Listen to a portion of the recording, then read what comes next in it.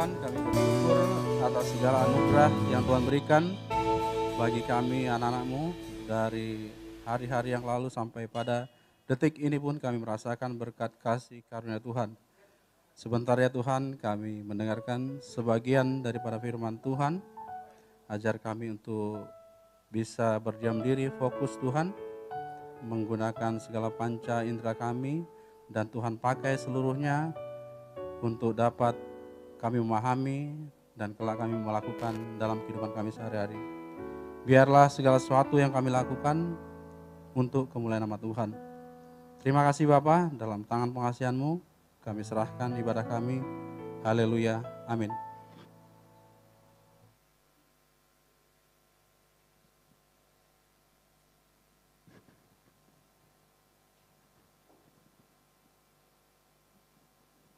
Shalom. Salam damai dan kasih sejahtera dari Tuhan bagi kita seluruhnya anak Tuhan yang hadir pada hari ini di tempat ini, sekaligus juga salam dan damai sejahtera bagi saudara-saudara sekalian yang mungkin ini live streaming ya. Baik, terima kasih. Yang pertama terutama saya mengucap syukur kepada Tuhan berikan kesempatan hari ini bisa bertemu bertatap muka.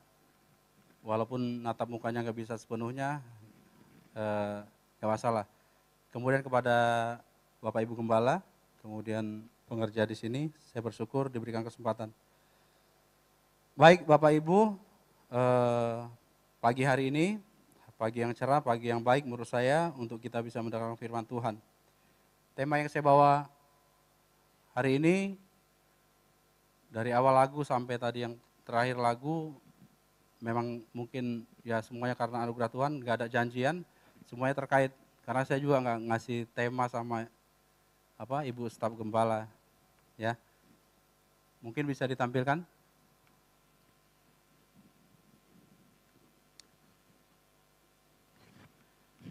Oh ya, saya bisa lihat situ ternyata. Tema pagi ini terkait juga dengan pengalaman saya dan keluarga, baik dalam kehidupan kekeluargaan maupun dalam pelaksanaan tugas saya. Judulnya Saat Aku Lemah, Kuasa Allah Nyata. Ya, kita ambil ayat yang singkat saja, nanti bisa kita baca sendiri di rumah. Terambil dari 2 Korintus 12 ayat 10, kita baca sama-sama.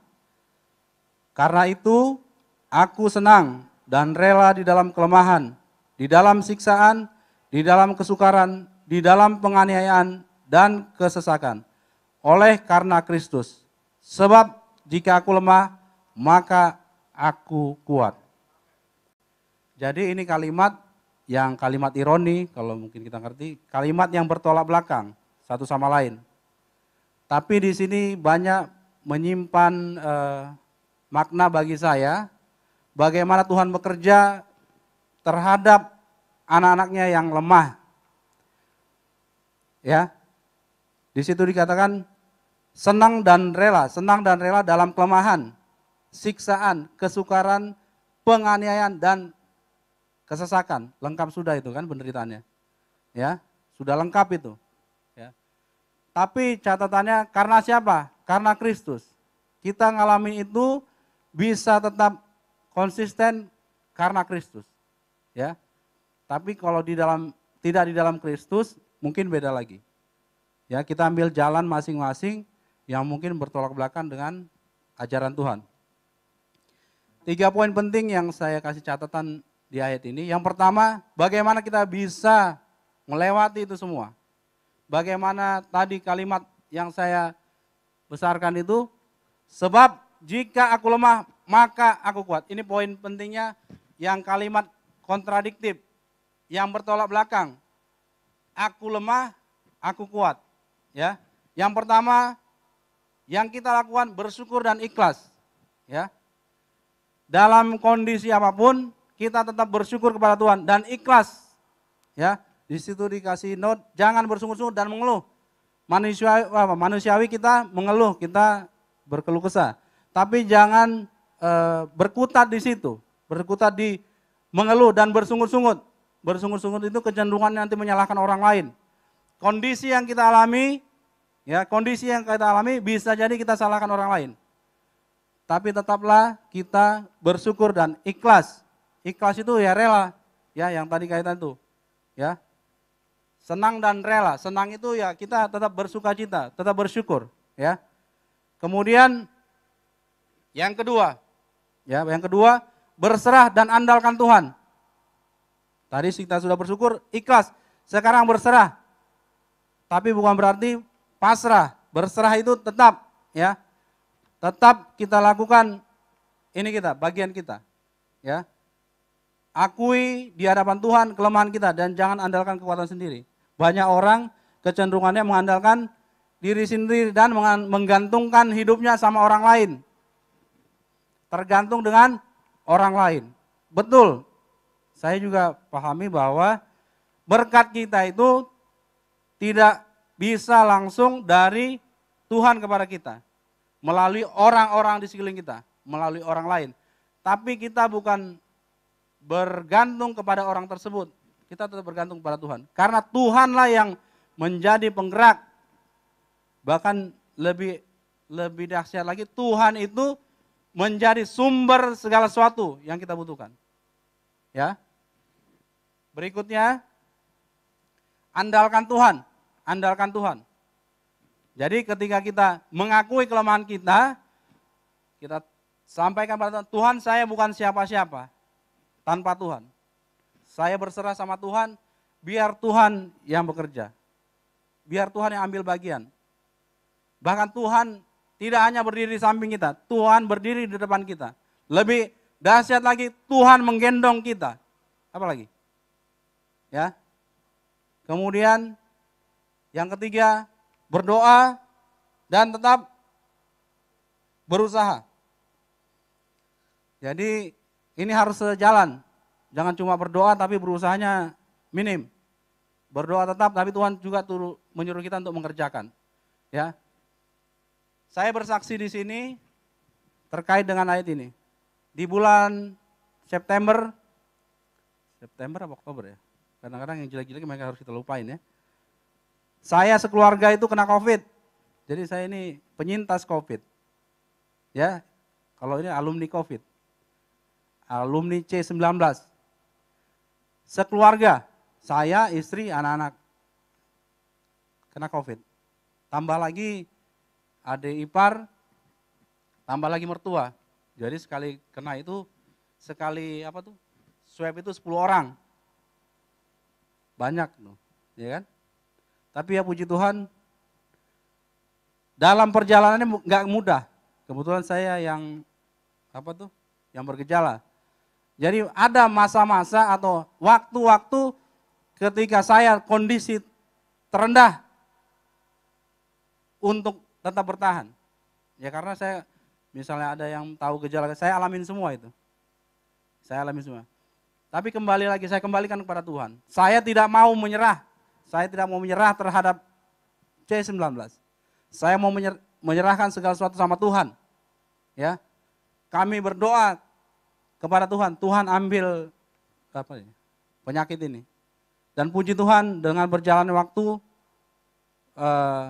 satu persatu bisa sembuh secara total. Ya. Puji nama Tuhan, kita beri satu tangan. Ya. Dan itu enggak gampang. Saya ngalamin yang namanya ketika sore hari, jam 6 sore, saya itu yang paling cepat nyalakan lampu. Karena apa? Di masa-masa malam, itu seolah-olah ada yang mau jemput saya itu. Mau bawa pulang. Jadi saya kalau gelap itu takut. Ini wajar, saya takut. Saya paling ketakutan tuh kalau udah jam 6 saya harus nyalakan lampu. Semua lampu saya nyalain. Di tengah malam juga saya ngalamin ya namanya secara fisik sesak ya. Jadi seolah-olah di depan pintu itu ada yang mau datang. Saya ngalamin itu. Berhari-hari, malam demi malam nggak bisa tidur dengan benar.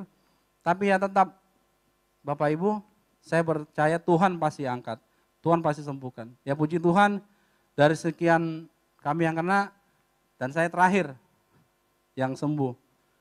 Dilematis, kita dalam pikiran yang berkecamuk, macam-macam pikiran, ya kan? Ada orang bilang, jangan-jangan lu kurang berdoa lu, jangan-jangan, kebanyakan jangan-jangan kan?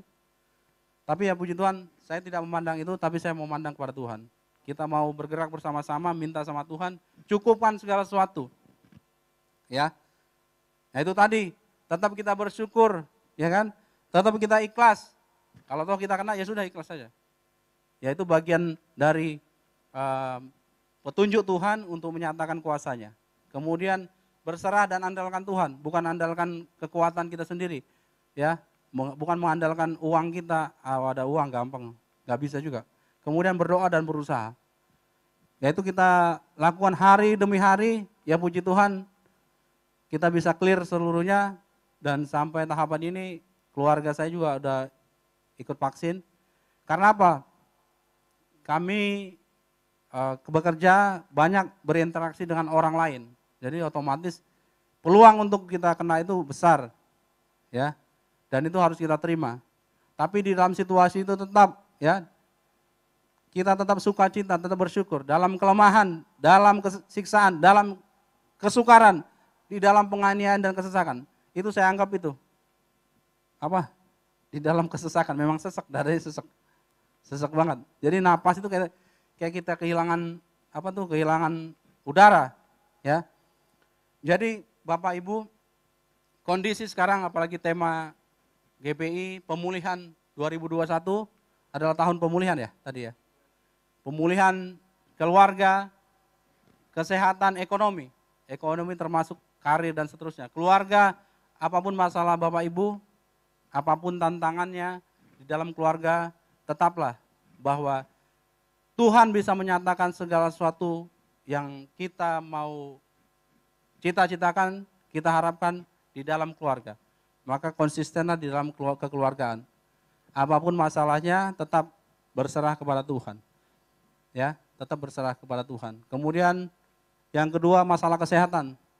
Kita berdoa bersama-sama Tuhan pulihkan. Skop lebih kecil, jemaat GBI Bethlehem kita bersatu, bersepakat, kita berdoa Tuhan pulihkan.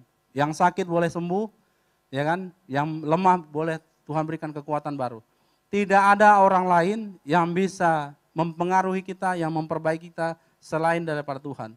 Dan biarlah Tuhan yang menggerakkan orang-orang yang punya kekuatan, yang punya kekuasaan, yang punya berkat untuk jadi saluran berkat bagi kita. Kemudian yang kedua, boleh tampilin fotonya? Ini kesaksian juga nih, ya kan? Tapi biarlah yang bermegah di sini biarlah hanya Tuhan, ya, bukan untuk bermegah saya. Nah ini lagi jalan-jalan, ya. Ini kegiatan pelaksanaan tugas saya, ya. Mungkin ada sebagian yang nonton TV, baca koran, tapi nonton TV-nya bukan sinetron, berita kriminal baru mungkin saya ada itu, ya. Ini kemarin saya sama teman-teman sama pimpinan melaksanakan tugas dalam rangka pemberantasan narkoba. Saya saat ini tugas di bidang narkoba. Nah ini pencarian TKP di hutan. Kaitannya dengan firman tadi benar-benar nyata bagaimana kami berproses untuk menemukan yang kami cari. Ya bagaimana mendaki gunung, lewati sungai seperti lagu itu tuh. Benar itu. Mendaki gunung, lewati laut, benar itu sudah. Ya. Ini tingkat derajat kemiringannya itu sangat besar, curam, ya. Tapi apapun itu tetap selangkah demi selangkah saya coba. Dan setiap langkah saya coba bersyukur sama Tuhan. Walaupun kaki saya sakitnya minta ampun. Walaupun lutut saya bergetar, ya sampai bergetar. Kalau ada tukang jahit sudah ada satu baju bisa dijahit itu, jadi sudah. Ya, karena gemeter. Ya nyender aja, kita nggak bisa bertumpu sama kaki, kita bertumpu di pohon supaya kaki kita jangan nambah. Tapi baiknya Tuhan dalam kondisi itu Tuhan selalu bukakan jalan. Di jam 4 sore kami berangkat pagi, di jam 4 sore kami tersesat.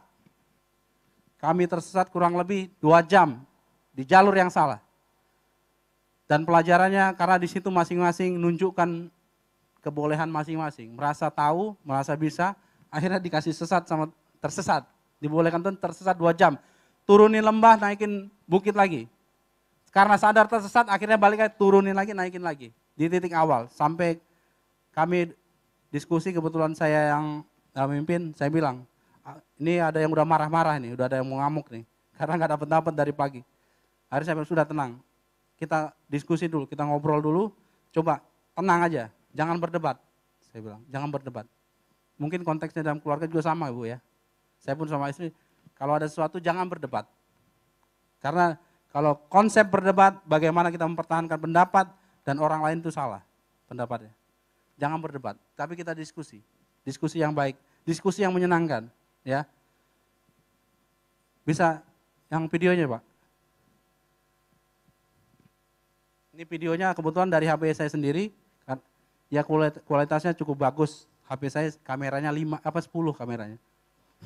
Hai guys, sekarang kita melewati sungai. Bang Anit, semangat Bang Anit. Gaspol. Gampar, bisa. Ya, menularkan hal yang positif. Walaupun kita sendiri bingung, ini ketemu nggak ini? Ya, bawa kerupuk. Filosofinya ilmu meringankan tubuh Pak. Bawa kerupuk. Ya, ini lewatin itu tuh, sungai. Udah basah kaki, masuk pasir. Satu lagi Pak.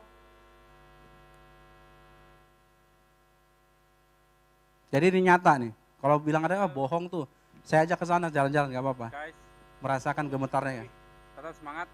Coba dilebarin. Biar dengar juga. Ya.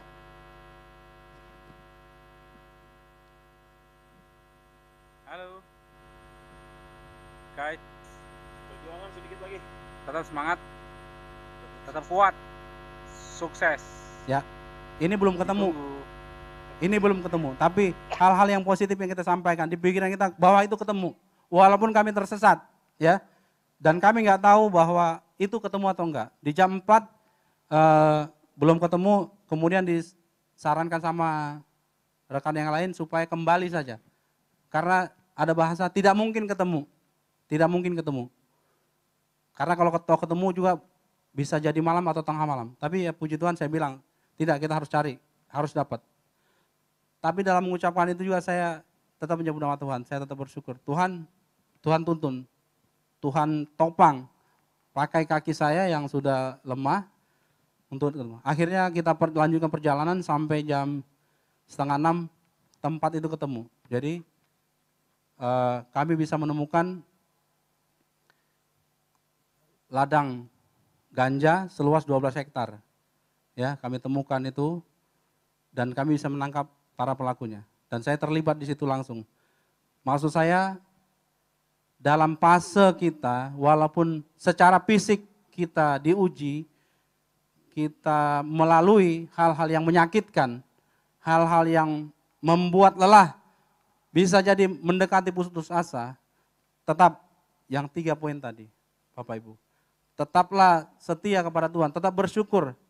Ya, tetap andalkan Tuhan, jangan andalkan kekuatan sendiri, dan tetaplah berdoa dan berusaha supaya Tuhan nyatakan. Dalam kondisi lemahlah kita, dalam kondisi ketidakberdayaan, Tuhan itu bekerja. Tapi kalau kita merasa kuat, jangan berharap mujizat Tuhan terjadi. Ya, bagi kita di sini semua, berusahalah untuk tetap kuat di dalam Tuhan. Walaupun dikatakan di situ, walau sebab jika aku lemah maka aku kuat. Itulah yang tadinya sebenarnya ironi, bertolak belakang, itu menjadi gambaran yang lurus ke depan bahwa di dalam kelemahanku Tuhan menyatakan kuasanya sehingga aku kuat. Itu maknanya. Ya. Jadi kita yang saat ini di fase ini secara ekonomi juga mengalami hal-hal yang mungkin kurang bagus, tetaplah konsisten kepada Tuhan, tetap bersyukur dan ikhlas. Bersyukurlah dan ikhlas. Ikhlas itu tidak pamrih. Jadi ikhlas tanpa pamrih. Sudah, kerjakan saja bagian kita biar Tuhan kerjakan bagian Tuhan. Bahkan Tuhan yang menyelesaikan. Ya. Kemudian berserah dan andalkan Tuhan. Berserah, andalkan Tuhan. Tidak lain daripada itu. Kalau kita mengandalkan kekuatan kita sendiri, keterbatasan kita banyak. Dari skup tempat dan waktu kita terbatas. Saat ini kita di sini tidak bisa saat yang bersamaan kita ada di luar sana. Kita terbatas. Orang lain juga terbatas. Makna yang saya ambil dari situasi sekarang, tidak ada seorang pun yang mampu bertahan terhadap COVID-19 tanpa anugerah daripada Tuhan. Karena dia menembus batas, bukan karena kau kaya atau miskin, kau berada atau kau berkekurangan, kau tua, kau muda, tidak ada. Semuanya bisa. Tapi saya yakin dengan perlindungan Tuhan, dengan kuasa Tuhan, kita mampu melewati masa-masa sulit. Dan Tuhan memberikan kemenangan. Amin. Inilah penyampaian saya. Kenapa saya sampaikan berupa kesaksian, supaya benar-benar aplikatif. Apa yang kita alami itu yang kita saksikan. Tapi satu hal poin dari saya, biarlah semuanya untuk kemuliaan nama Tuhan. Tidak lebih daripada itu. Saya undang pemain musik sama penata layan kita ke depan. Waktunya saya persingkat saja.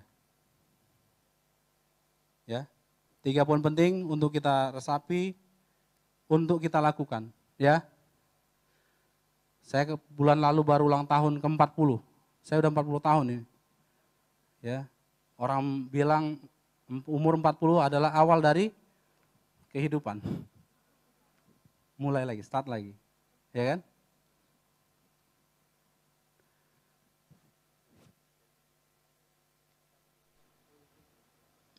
Ya. Demikian firman Tuhan.